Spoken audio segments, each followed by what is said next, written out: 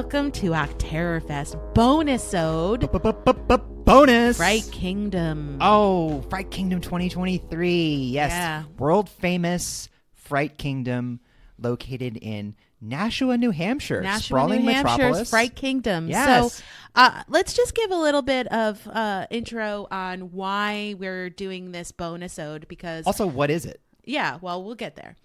So my beloved co-host and I, That's me. we love horror, obviously. I mean, you guys have been listening to our episodes and you know Every that we do. second of every episode, like 75 of them so far, I think. Yeah, when we like to be scared. We do. Like fake scared, though. Fake scared. Not Fake real life scared. So when we lived in Los Angeles, we attended Halloween Horror Nights at Universal Studios. No, Yes. Yeah. And it was incredible. Can I just explain to you? I know that Florida has a version, but I don't from think what I understand, in order to be terrified in Florida, I don't think you need to go to Universal. Just anywhere. well, they just closed Disney because of all those COVID. There was hundreds of people that tested positive for COVID, and they closed Disney. Florida. So basically, Richard and I went to Halloween Horror Nights at Universal Studios, and Many years in a row. we loved it. And good. it is done by famous Hollywood studios and Hollywood directors. And the actors are professionally paid actors, and the And makeup Universal- is professionally paid makeup artists. They also own the IP to like some of the best horror. Right, so you're getting properties like the out there. authentic Yeah. versions. Nightmare on Elm Street, all the Universal classics. And way back in the day, you go past the Psycho House, Yeah. all this stuff. So Yeah. they closed down the seemingly closed down Universal Studios for the night, and all of the creatures come out, and it's relentless, and it's scary, and it's exhilarating. What you really need to understand about Halloween Horror Nights is there are attractions you go into, but in between the attractions, there is no safety. No, There are the people only that, safety is in the bathroom. Yes, the bathroom is like the only place you can escape. So that's where I would have my panic attacks. And It's nonstop. what I mean by that terrorizing. is like when you're walking, you'll just turn around and there's a fucking clown with a chainsaw next to you. They infiltrate the crowds and stalk people. They don't touch you or anything, but it's 2 hours of this is like a hefty workout. Yeah, Like you're exhausted. I always left exhausted, mostly from the screaming. Yeah. Also, my voice. Yeah. I always kicked out my voice. I was always, every year would end up walking behind some like stoic 12-year-old that is not affected by any of this. And I'm behind him like, and they would just look at me like, aren't you a grown up? And I'm like, psycho. But this isn't about Halloween Horror Nights. Nope. This is about our addiction to Halloween Horror Nights, Well- and how we needed to find a way to scratch that itch again. Do you have a theory as to why we like it so much? Because I do. No. Fair enough. Simple question, simple answer. Why do we have to have a reason? We Well, just like it. The reason I was thinking about this at all is because so many of the people I told when I was going to this, a lot of people outside of my horror circle were like, "Why? Why is this fun for you?" And that made me think, why is this fun for me? I think it's fun for me because being scared does release. There's the moment you're scared, which releases adrenaline. And then there's a moment when you realize you're actually safe, which releases dopamine or endorphins or whatever. Something feels good. So you get that dual kick of a rush of adrenaline and then the wonderful relief of, oh, I'm actually fine. And being scared while knowing you are in no danger at all, it's sort of just a safe way to basically get that natural high of adrenaline and endorphins. So it's just, you know, the whole time that this is make-believe, that this is play. But if you go and you really lean into it and you just go with it, it's just a way to experience those feelings, those emotions with no stakes. So much of life is already terrifying, and there's so much you can't control or affect. but you can leave a haunted house if it's too much for you. There are exits everywhere. Yeah, there are exits everywhere. You can tell them to stop. It's just like... Well, you can, but Yeah. they don't listen. I think of it like this. We sit and watch horror or read horror or whatever. You know, we're passive observers do horrible of things horror. to each other. And this is a way to participate safely in like your own living horror movie. Yes. It's the same reason I kind of like nightmares, but like the scary kind, not the personal, like deeply disturbing kind. You know, because it's like being in a horror movie and then you wake up and you're like, oh, I'm just in my bed. I'm fine. Yeah. That was awesome. So anyway, we needed to scratch this itch. And so, itchy. me My being God. the queen of finding great things. Yes. I found Fright Kingdom. And me I being did a the lot of king research of going to on those things. different options across New England because that's where we're spending our That's the current luxury property we're spending our inhabiting. Octerrorfest in New England. And I found Fright Kingdom in Nashua. And so let me just tell you a little bit about Fright Kingdom. I'd love it. It opens at the end of September each year for their haunted attraction. They have 5 different haunted attractions. It's all indoors. Z Apocalypse, Bloodmare Manor, Psycho Circus, Grimm, and The Abandoned. It's the largest indoor haunted attraction in New England with Nice. 150,000 square feet. Yeah, it's a huge goddamn like airport hangar, basically. There's staging areas and facilities for the staff, and I believe it started 10 years ago with 17,000 square feet within the same area. So they just keep expanding this thing? Yes. That's great. Owners, And there's a lot of room out there, too. Yeah. It's Nashua, New Hampshire, so there's space. Owners Tim and Angela Dunn have a lot of love for the horror industry. I would hope so. And they have a large collection of vintage props obtained from other haunted houses and through their own, seeking out. They display these artifacts and incorporate them into the show. And you'll see different, salvage like Terror on the Wharf, Dracula's Castle. And it seems like they have a lot to tell about these objects. Their collection of stuff is fucking amazing. Yeah. The first part before you get into any of the haunted house parts, you basically go through their like collection of memorabilia, posters, props, toys. There's it a is haunted band so playing cool. Oh yeah, farm music. There's like a Chuck E. Cheese style animatronic, but there's zombies. yeah. And it's campy and fun and hilarious. There are all sorts of like big animatronic monsters and dragons, and it's so funny and awesome. So they have a number of opportunities to visit. They have Hardly Haunted, which is for kids to do a friendly haunted house tour and a party with not so scary monsters. That's kind of cool. They have this, Fright Kingdom haunted house event, For which adults. runs for the entirety of October. Like it opens late September. And then starting November, only 2 days, November 3rd and 4th, they do an in the dark option, which you'll be touched. It's a low or no light experience. And guests are given a single light source per group to find their way through these 5 attractions. They also have the Fright Before Christmas, which is at the beginning of December, and a halfway to Halloween event, which is in May. I was going to say, I hope they have things throughout the year because it's an enormous space. So Can I tell you real quick? Yeah. In their memorabilia collection, they had something I had not seen before.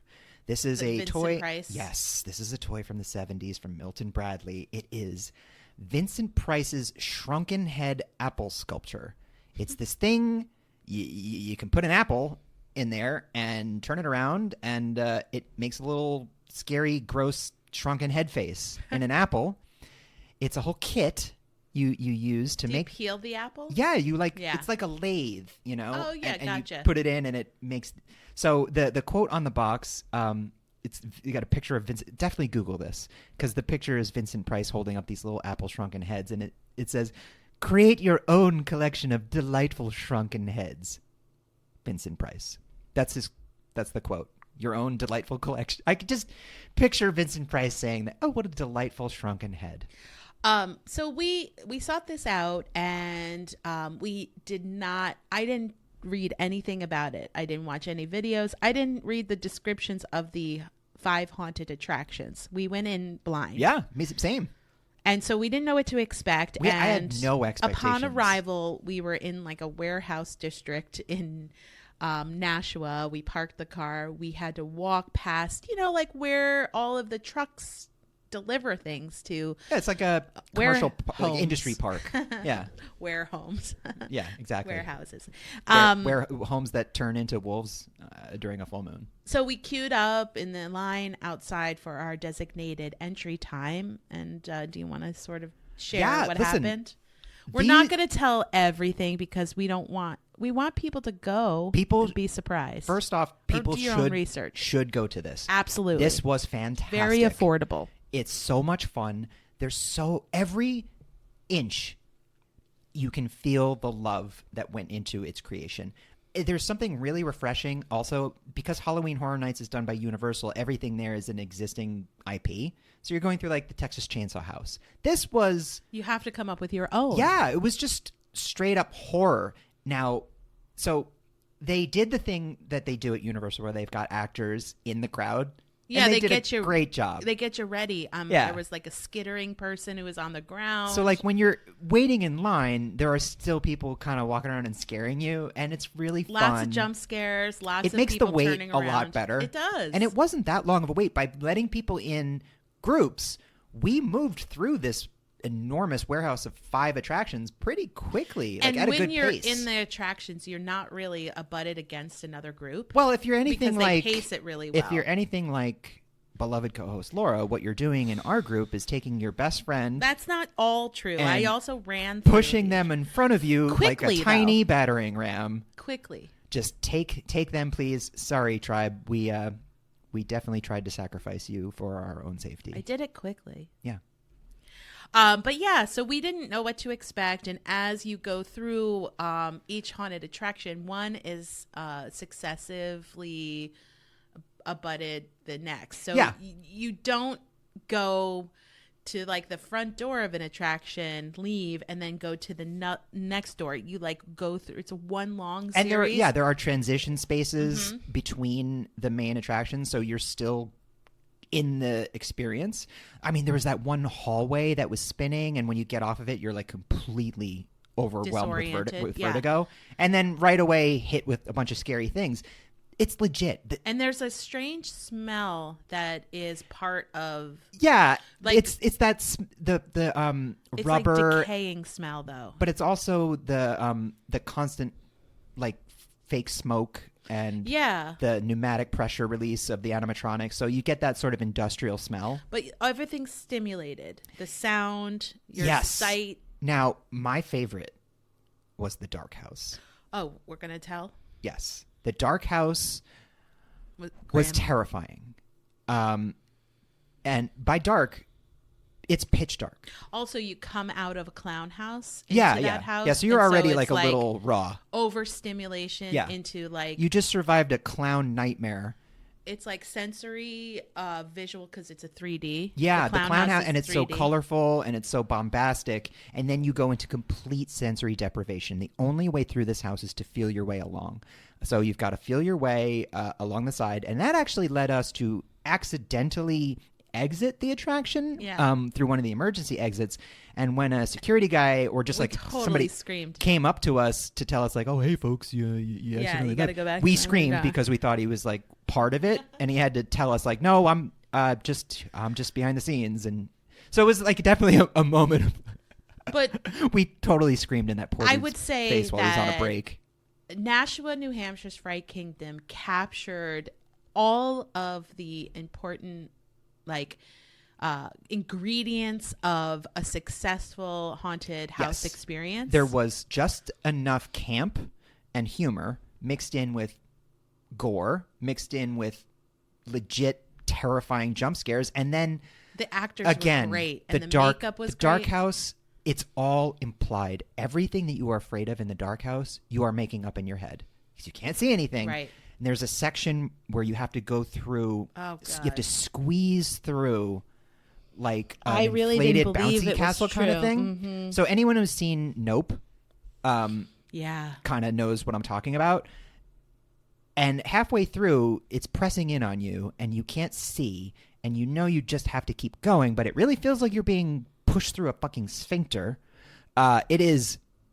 That was the most memorable part of the night for me. And then, you know, after you're in the dark, you go into a place that it's like a zombie house or sanitarium. Oh, yeah, it and was all like the a flashing lights, yes. all the strobe lights. Oh, if you're sensitive to that sort of thing. It assaults your senses. It does. All of them. It does. Yeah. It was very cohesive also. It's not just like a random They have pastiche. hosts at each house on theme. Everything that was walk very you in or professional, really well done. I hope that you're not listening to this and having a knee-jerk reaction to like, oh, Nashua, because I did.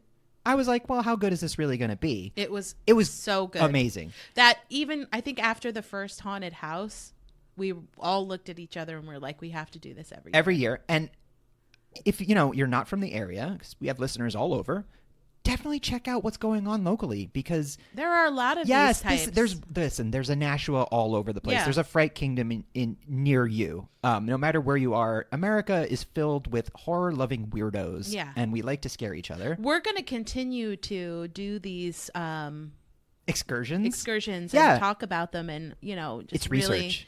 Really scratching that itch. But honestly, great. We were not paid. We used our own cash money. No, we're not sponsored by Fright Kingdom. We just thought it was awesome and you should go. Yeah, and we wanted to tell you because we did a special haunted house episode, and so we wanted to put our mouth where our money went. Well, and we've had experiences of going to quote-unquote real haunted houses and just being very let down. Right, like haunted places that are because like... they're bullshit. It's an Airbnb that somebody's like, no one's staying here. Oh, what if I say it's haunted? Or they have a lot of like old stuff there. Yeah. Like weird dolls. Like we stayed at one place. It's a weird doll doesn't mean it's haunted. Yeah, we stayed at one place and it was just had like a bunch of dolls there. And I'm like, so you bought a bunch of dolls at Goodwill and put them in the corner. And also they were like, oh, in their like on the website, it was like, oh, you can hear the kids playing marbles in the hall. And there's a big like marble machine. It was at night sometimes you can hear a gumball rolling down the hallway, and there was a giant gumball machine in the beginning, right in the hallway. And I'm like, oh, I wonder where the gumballs come from that you hear in the middle of the night. The scariest part of that were the hosts. The anti-vaxxers who hosted it. Yes, that was who took out a shotgun to kill a rat in the middle of a conversation. Welcome to our Airbnb. Hold on, I'm going to go shoot a varmint. Was none of that. It was amazing. Check it out. Definitely. Fright Kingdom, you still got a few days. And check out your weird local hayride place. Give them some love. These are labors of love by nerds just like you and I. Yeah. So happy Halloween, everyone. Happy go scare Halloween. yourself for fun. Enjoy it and listen to Terror in Tandem.